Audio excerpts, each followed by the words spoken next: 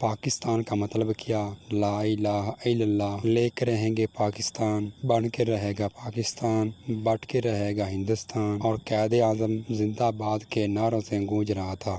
بسم اللہ الرحمن الرحیم۔ تحریک پاکستان کے شہیدوں کا فرض۔ سن 1947 کا سورج طلوع ہوا تو تحریک پاکستان اپنے پورے زور پر تھی۔ ہندوستان کا ہر شہر، قصبہ، گاؤں، گلی اور محلہ پاکستان کا مطلب کیا؟ لا الہ الا اللہ، لے کے رہیں گے پاکستان، بن کے رہے گا پاکستان، بٹ کے رہے گا ہندوستان، اور قائد اعظم زندہ باد کے نعروں سے گونج رہا تھا۔ مسلمان ہندو کا جوش و خروش دینی تھا، کیا چھوٹا، کیا بڑا، کیا مرد، کیا عورت، کیا بچہ، کیا بوڑھا، ایک ہی دھن، ایک ہی جذبہ، ایک ہی مقصد اور ایک ہی مطالبہ۔ پاکستان یہ جذبہ اور جوش و خروش ان علاقوں میں بھی اسی طرح برپا تھا، بلکہ کچھ زیادہ ہی، جو کسی صورت پاکستان کا حصہ نہ بن سکتے تھے، جیسا کہ ان علاقوں میں جو مجزودہ اور مطلوبہ پاکستان کا حصہ بننے جا رہے تھے، مسوائے چند کانگریسی اور حراری علماء اور ان کے پیروکاروں کے پورے ہندوستان کے مسلمان رنگ، نسل، زبان،